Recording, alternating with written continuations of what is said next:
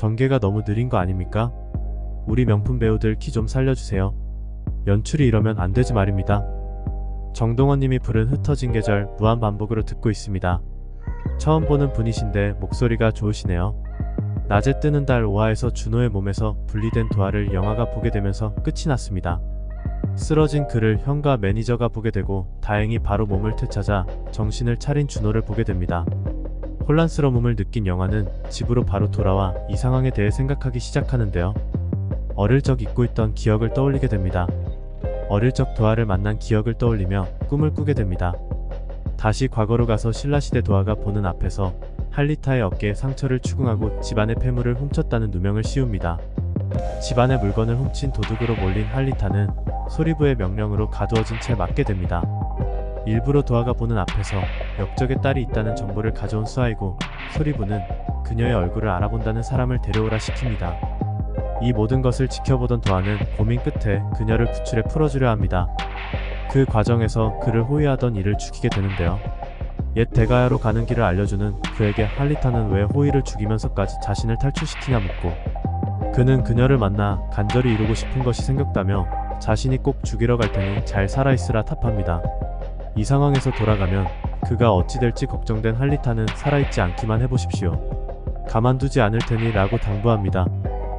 모든 것이 혼란스러운 영화는 몸이 좋지 않다며 병가를 낸 후 병원을 찾아가 상담을 받기도 하고 검도장을 연지 2년차인 사범 룸메이트와 함께 검도 대련도 하고 술도 마시며 털어내려고 노력하는데요. 퓨전 사극이라 그런가 안주도 파전? 소주 상호는 정이슬이네요. 기운은 어디서 따온 거죠? 그런 그녀를 도화가 찾아옵니다. 이 둘의 첫 만남도 이렇게 시작되네요. 그런데 이미 만취한 영화. 이 기회를 놓치지 않고 영화를 죽이려 목으로 손을 뻗는데 영화의 호신술에 바로 잡혀버리는 도화. 그리고 영화의 술주정이 시작되고 아이처럼 웃는 그녀에게서 할리타의 모습을 보는 도화. 여기 대한민국인데 신라 남자는 출입금지라며 취한 그녀를 그윽한 눈빛으로 보고 있는 도화.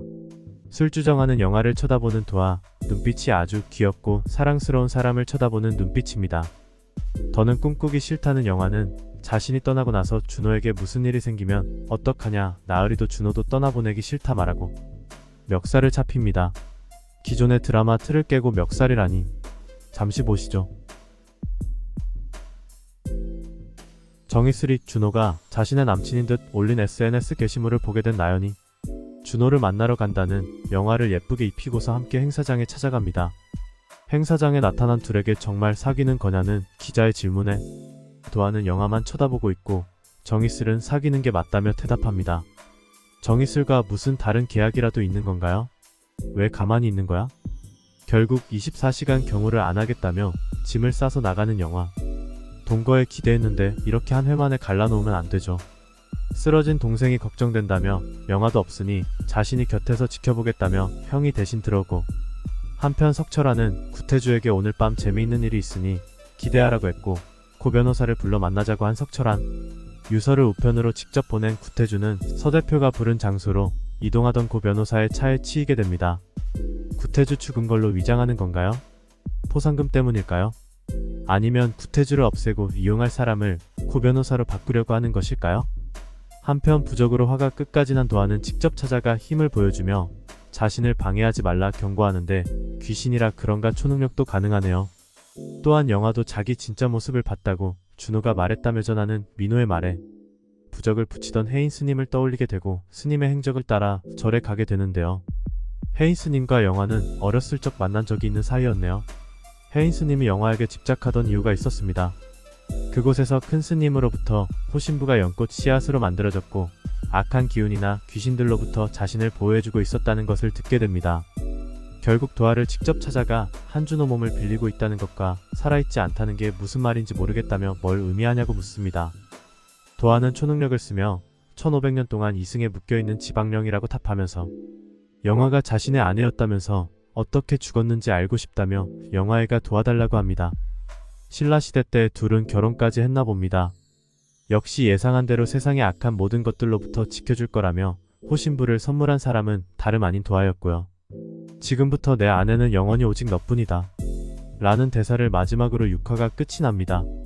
7화 예고에서 조금씩 자신의 동생 준호가 이상하다는 것을 느끼는 민호입니다. 설마 흑화하는 건 아니죠? 도망갔던 할리타는 소리부에게 다시 잡혀오는 듯 싶습니다.